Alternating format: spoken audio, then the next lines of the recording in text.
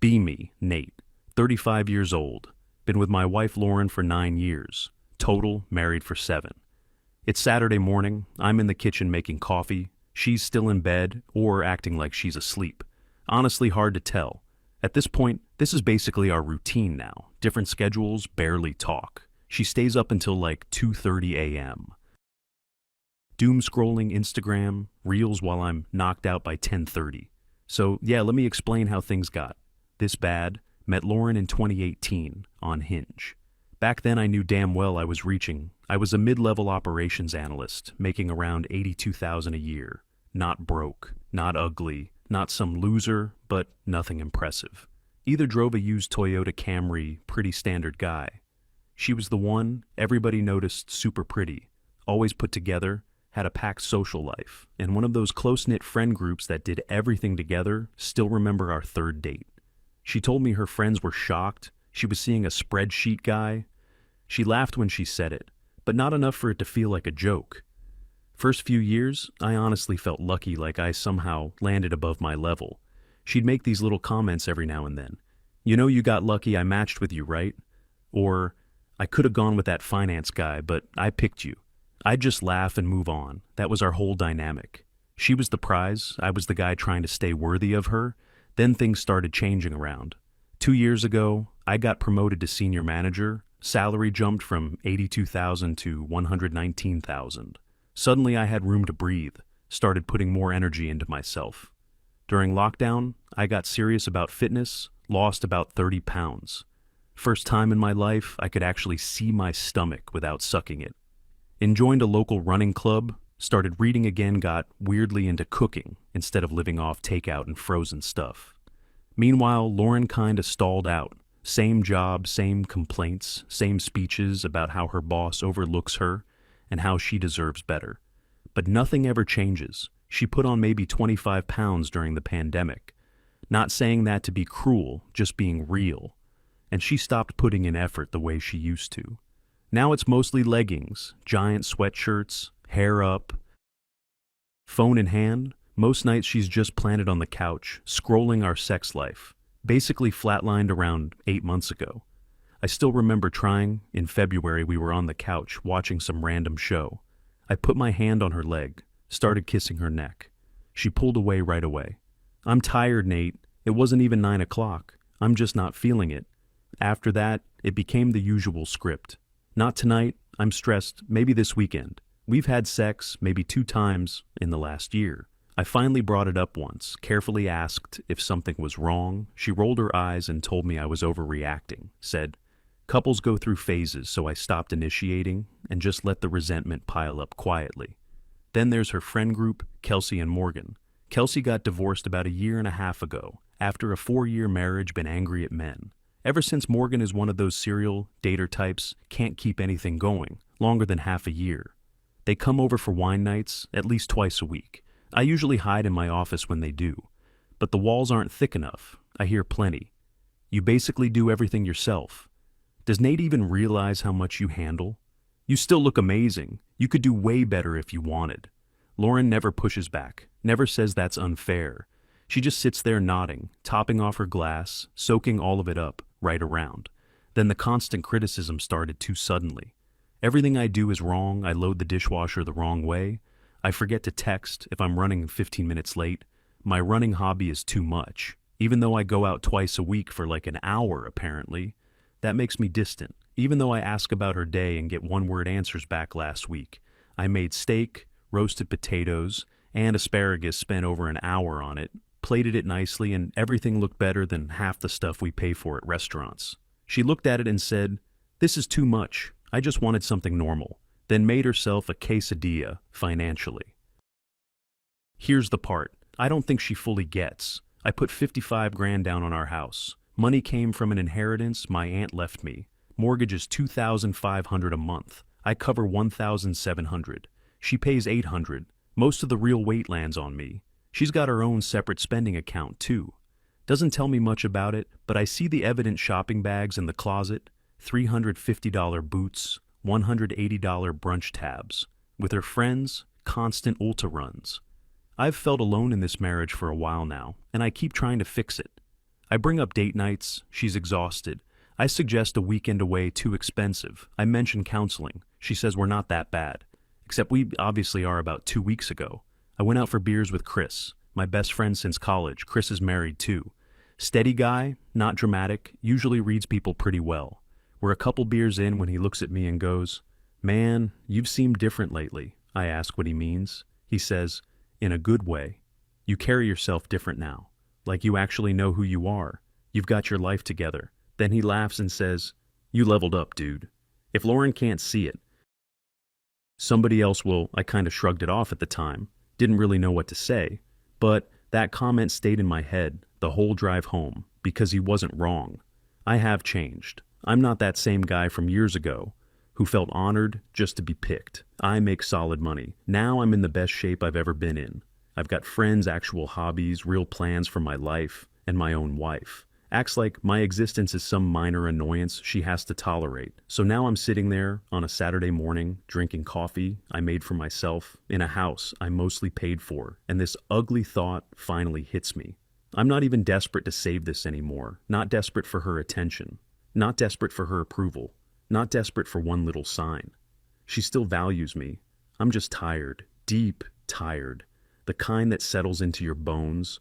Lauren finally comes out of the bedroom around 10:30, hair thrown up in a messy clip, staring at her phone before she's even fully awake.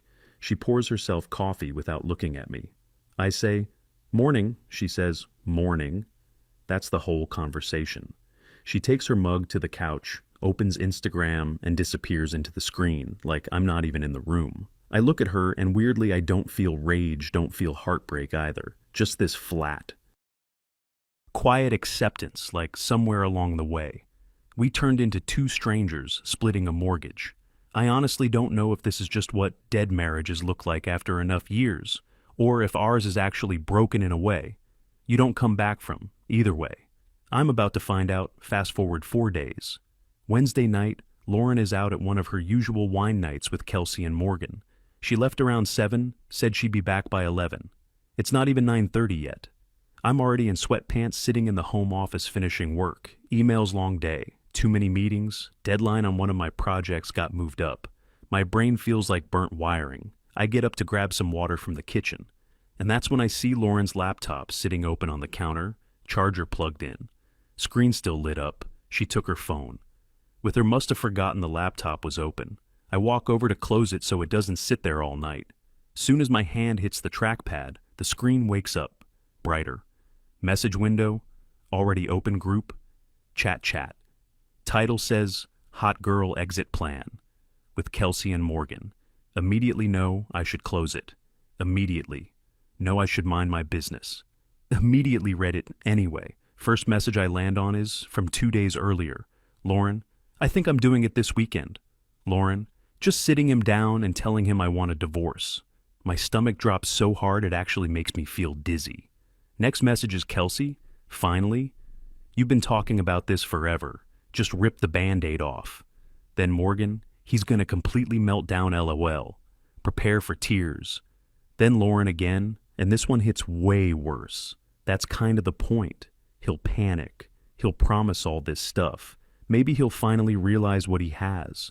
Then we can renegotiate everything on my terms. I read that line 3 times, maybe 4. Like my brain won't accept the words in that order. Kelsey replies, "Yes, Queen. You have all the leverage.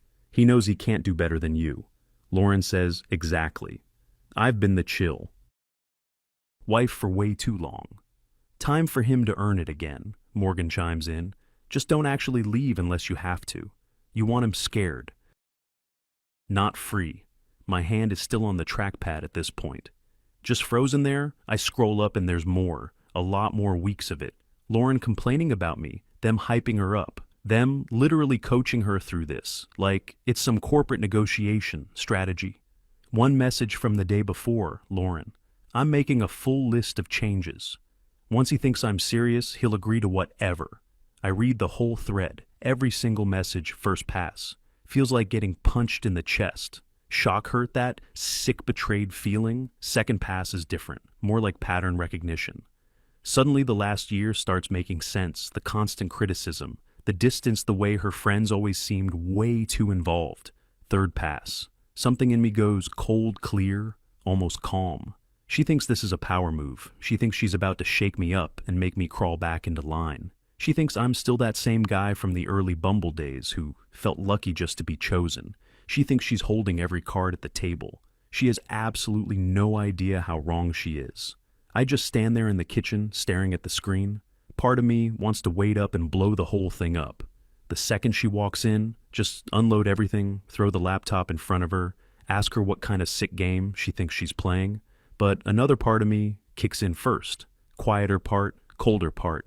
She wants to play games? Fine, we can do that, just not her version. I screenshot the worst messages, the ones that make her intent. Crystal clear, send them to myself. Evidence, then, I delete the record from her. Sent history so she won't notice anything missing. I sit down at my own laptop, open a browser search, best divorce attorneys in Columbus, spend the next 45 minutes reading reviews, looking at specialties, figuring out who deals with higher earning spouses and protecting premarital assets. I save 3 names. All of them look solid. Then I start pulling up our finances, every account, every balance, every payment I take. Screenshots of. All of it, check what's joint and what isn't. Most of our day-to-day stuff is shared, but the house is only in my name, and that 55 grand down payment came from my inheritance, not hers. Then I look up, rent in our area, 1-bedroom apartments, nothing fancy, just decent places in safe neighborhoods. Most of them are running around $1,800 to $2,000 a month. Then I start doing the math. My salary is $119,000. Hers is $54,000. Mortgage on this house is $2,500 a month. I pay $1,700. She pays $800. If she moves out, her take-home after taxes is maybe $3,200 a month. Rent on a basic 1-bedroom around here is $1,850. Utilities, maybe $150. Groceries for one person, around $400. Car payment, $360. Insurance, $170. Gas, maybe $130. All her little subscriptions, another $90. That puts her at $3,150 in bare minimum monthly expenses. Leaves her with maybe $50, breathing room for everything else. Meanwhile, I keep the house, keep my salary, keep my routine. Honestly, I'd probably have more disposable income once I stop carrying part of her lifestyle. The math is ugly and obvious. She's about to wreck herself financially and doesn't even know it. I close my laptop and just sit there in the quiet. This woman I've been married to for 7 years is planning to emotionally corner me this weekend. She's going to throw out divorce like a weapon, expecting me to panic, beg, offer concessions. And then something hits me so clearly, it almost feels physical, like cold water dumped over my head. She's about to give me an exit from something I didn't fully admit I wanted out of. In her mind, she's threatening me. In reality, she's opening the door by the time Lauren gets home, around 11:40, slightly tipsy. All smiles. Probably riding the high from her friends pumping her up. I'm already in bed reading, and she has no idea I know any of it. She leans down and kisses my forehead, which she hasn't done in months, says, "Night, babe," I say. Night. She goes through her whole bathroom routine, washing face, serums, creams, whatever else lives on that counter, then climbs into bed beside me. Within maybe 10 minutes she's asleep, probably dreaming about how wrecked I'm going to be when she drops the bomb. I put the book down and stare at the ceiling in the dark. All right, Lauren, let's see how your little plan goes. And for the first time in a long time, I fall asleep easy. Saturday morning, I wake up on my own around 8. Lauren is already up, which is weird by itself. Normally she sleeps until 10 or 11 on weekends. But not today. Today she's showered, dressed actual jeans, on, nice sweater, coffee already made. Basically a field of red flags. She's sitting at the kitchen table with both hands around her mug, serious face on. This is it, the speech she's been practicing with her friends. I pour myself coffee and say, "You're up early," she says. "Yeah." Then, after a second, "Can we talk? Like really talk?" I sit down across from her, completely calm, say, "Sure. What's up?" She takes this deep breath, and I can literally see her slipping into the script. I've been thinking a lot lately about us. About our marriage. She's watching my face the whole time, carefully looking for cracks. I don't think I've been happy for a while. I think we've been drifting apart. I nod. Once take a sip of coffee. Keep my face neutral. She keeps going. We're basically roommates now, you know? We barely talk. We're not connecting. Then she pauses little dramatic beat exactly where she planned it. I think maybe we should separate. Maybe even get divorced. There. It is the line. This is the moment where I'm supposed to fall apart, where my face is supposed to drop, where I start bargaining. Instead, I set my mug down and say one word. Okay. Her expression twitches immediately, confusion first, then a little panic. Okay? That's all you have to say? I shrug a little. What do you want me to say? If you're unhappy and you think divorce is the answer, I'm not going to stop you. She blinks at me. You're not? Don't you want to talk about this? About maybe trying to fix it first? I stand up, walk to the home office, grab the notepad I made 3 days ago, come back and slide it across the table to her 3 attorney names, ratings, phone numbers, notes, next to each one. I say, I can start making calls Monday. You should probably get your own representation too. If we keep this civil, mediation is probably cheaper than dragging it through court. Her eyes go wide, reading the page. Wait, you already looked into this? I sit back down. You just said you want a divorce. I'm saying okay, so let's handle it like adults. She still looks stunned. But don't you want to talk about why? About what's wrong? I look right at her. Lauren, you just told me what's wrong. You're unhappy. You think we've grown apart. You said we're like roommates. I heard you. I'm not going to beg you to stay in a marriage you don't want. And I can actually watch it happen. Her whole script just starts collapsing in real time. I just thought you'd want to. She hesitates. I don't know. Fight for us? I say, fight how? You've made yourself pretty clear. I respect that. Then I pull out my phone and open my notes app because now we're in logistics. The house is in my name, so I'm keeping that. We'll need to separate the bank accounts. I can open a new checking account this week. You should start looking at apartments. I saw a few decent one-bedrooms in the 1,800 to 2,000 range. We can split furniture. Take whatever you personally need. She's staring at me like I started speaking another language, just completely lost. Finally, she says, You seem really calm about this. I say, What do you want me to do? Yell? Cry? You made a decision. I'm respecting it. She sits up straighter, annoyed now. This is a huge deal, Nate. This is our marriage ending. I nod. I know. And if this is what you want, then we move forward. Now she's getting frustrated because this is going nowhere near how she pictured it. Do you even care? I look at her and say, Of course I care. But I care more about both of us actually being happy. If you're not happy with me, then yeah, we should split up. I want you to be happy. Lauren, the calm, mature language lands exactly how I hoped. She can't twist this into me. Being cruel can't make me the bad guy. Can't go tell people I exploded or tried to control her. She tries one more angle. What about everything we built together? Our whole life? I keep my tone soft. We'll always have the good memories. But people change. Maybe we just changed in different directions. That doesn't make either of us wrong. She just stares at me for a second, then gets up and goes to the bedroom without another word. Door closes, I pull out my phone and text Chris. It happened. Going exactly how I thought, he replies almost instantly. You absolute savage. And honestly, I feel lighter than I have in years. Within a week, Lauren finds an apartment, small, 1-bedroom, $1,850 a month, about 15 minutes from the house. Place is maybe 500 square feet. Our house is a little over 1,900. The difference is almost funny. I help her move on a Saturday carry boxes load. The car keep things polite, friendly, even which somehow seems to bother her more than if I'd been cold. First night she's gone, I order Thai food, watch the game on the big TV with the volume up. Actually, up not that low background level she always wanted. Then I sleep diagonally across the whole bed, like a king. Best sleep I've had in 8 months. Easy week, 2. Chris comes by with beer. We grill ribeyes and sit out on the back patio. The same patio I never use because Lauren always complained about bugs. He asks how I'm holding up. I tell him the truth. Honestly, great. Like weirdly great. He smirks. She reach out yet? I tell him, yeah, a few random texts asking where warranty info is for the dishwasher. asking how the cat is doing. Little nothing, questions obvious phishing attempts. Then, at a happy hour with some mutuals, our friend Melissa casually mentions Lauren downloaded Tinder and Hinge. I ask how that's working out for her. Melissa makes this face like she doesn't want to laugh, but kinda does, says the options have been rough, real rough guys, showing up looking nothing like their pictures.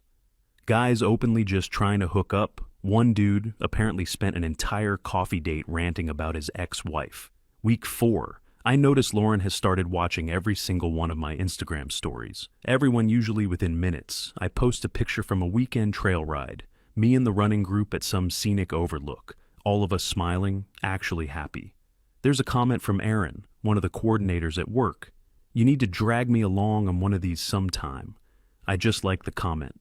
Don't reply, don't add anything, just hit like that. Evening Lauren texts me, who's Aaron? I send back coworker. Why? She says, just saw the comment. I reply, okay, then nothing. Week 6, I run into Lauren at Target. She looks tired, hair in a ponytail. No makeup, sweatpants, basket full of instant noodles and cheap frozen stuff. I ask how the apartment is. She says, fine, still adjusting, then asks how the cat is. I tell her he sleeps on her side of the bed. Now her eyes start getting glassy right there in the aisle. I leave before it turns into something awkward. Week 8, Chris tells me Melissa heard from Morgan, and Morgan heard from Lauren that Lauren's struggling with money. Apparently she's been eating pasta and canned soup half the week so she can afford therapy. I ask, she's in therapy now? He says, yeah, trying to process the separation. I do the math in my head again. $1,850 rent, plus utilities, plus gas, plus food, plus everything else. Yeah, she's probably underwater. Her old lifestyle was being propped up by me the whole time, and she never really understood that same week. Aaron and I grab coffee after work, not officially a date. Or maybe it is hard to tell. We start out talking about a project, then just keep talking. She's funny, smart, has her own apartment, her own schedule, her own life, does pottery on weekends, which I randomly think is pretty cool. I tell her I'd like to see her work sometime. She says she's doing an open studio. Next month says if I come by she'll show me around. I tell her I probably will. When I get home that night, there are 3 texts from Lauren waiting for me. Hey, can we talk sometime soon? Like actually talk, not logistics. Then, I think we made a mistake. I stare at the screen for a full minute, not shocked, not even really emotional, just seeing the exact thing I knew was coming. Then I type back, sure. Coffee this weekend? She replies right away, yes, thank you. I already know what this meeting is going to be, and I'm ready for it. Saturday, 10 a.m. Starbucks halfway between the house and her apartment. Neutral ground, I show up still in my running clothes, finished a morning run about 20 minutes earlier. She's already there, dressed up hair, done makeup on nice jeans, trying hard, looking nervous. I order my coffee walkover, sit down across from her. She gives me this tight little smile and says, thanks for meeting me. Of course. What's up? She takes a breath. Says, I've been thinking a lot about us. About everything that happened. I just take a sip of coffee, let her talk. Then she says it, I think I was too quick with the divorce thing. I think maybe we should try counseling. Actually work on this. I look at her for a second, then say, Lauren, you were pretty clear you weren't happy. I don't think counseling changes that. She shakes her head. Says she was overwhelmed, stressed from work, stressed from life. Says she didn't really mean divorce. Says she just meant things needed to change. I nod once. Okay, but that's not what you said. You didn't say we should get help. You said you wanted a divorce. Those are 2 very different things. I can see her getting irritated. Now, people can change their minds. I say, sure. But I can't live the rest of my life wondering if you're going to threaten divorce every time you're unhappy. That's not fair to me, she says. Couples fight. Couples hit rough patches. I tell her she's right, but that's not what this was. You skip straight to ending the marriage. That's not a bad week, Lauren. That's a decision. Her eyes start filling up right there. Then she says the line that gives the whole thing away. You were supposed to fight for us. You just let it happen. I keep my voice even. I respected what you told me you wanted. She shakes her head, fast voice cracking now. No, you were supposed to care. You were supposed to show me I mattered. And there it is, right out in the open. It was a test she wanted. The panic, wanted the begging, wanted proof she still had control. I say, so that's what this was? You wanted to see if I'd beg? The second it leaves my mouth, I can tell she knows she slipped. She tries backing up immediately. No. I just thought you'd at least try, I ask. Try to do what? Convince you to stay with someone you said makes you unhappy? That's not love. That's just unhealthy. Now the tears are fully coming, but there's anger mixed in with them. She looks at me and says, "You've changed. You're not the same man I married." I say, "You're right. I'm not. I'm better than I was." That one lands hard. She leans back like I slapped her, then goes off, "That's exactly what I mean. You think you're so much better now? With your workouts and your cooking and all this confidence," I tell her. "I'm sorry if me being happier bothers you," she says. I'm not even trying to understand her side. People are starting to glance over at us now. I keep my voice low anyway. "I do understand your side. You thought you could threaten to leave. I'd freak out. And then suddenly you'd have all the leverage. But I didn't freak out. And now you're finding out dating is awful. Living alone is expensive. And maybe you don't have as many options as you thought." Silence after that is brutal. She just stares at me, tears running down her face because I'm dead. Right, and we both know it. After a few seconds she asks quietly, "Did you ever love me?" I say, "Of course I did." She catches the tense immediately. "Did?" Then her face tightens. "Is there someone else?" "That Erin girl," I answer honestly. "We went on one date. She seems nice. But that's not why I'm saying no." Her whole face falls apart. "One date? We're not even divorced yet." I just look at her. "You asked for the divorce. You moved out. You told me you weren't happy. What exactly was I supposed to do? Sit around indefinitely in case you changed your mind?" She stands up so fast the chair drags loud across the floor. Her voice is shaking now. "You never really loved me. You just gave up. You're pathetic." I stay seated, stay calm, say, "If that's the story you need, fine."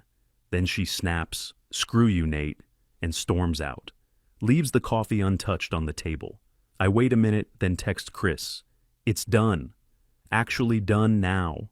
2 weeks later, Lauren is apparently telling people I checked out emotionally a long time ago, that I never fought for the marriage, that I was just waiting for an excuse I hear through mutual friends.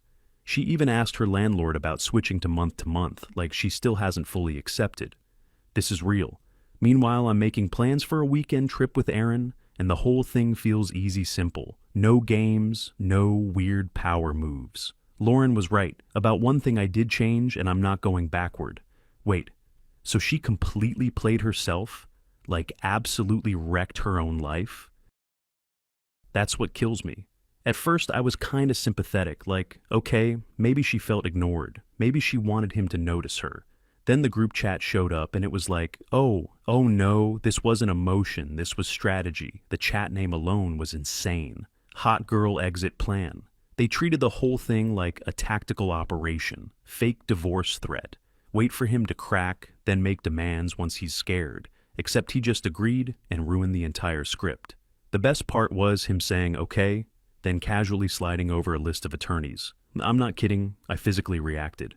She expected tears and got Yelp-reviewed lawyers. That was ice cold.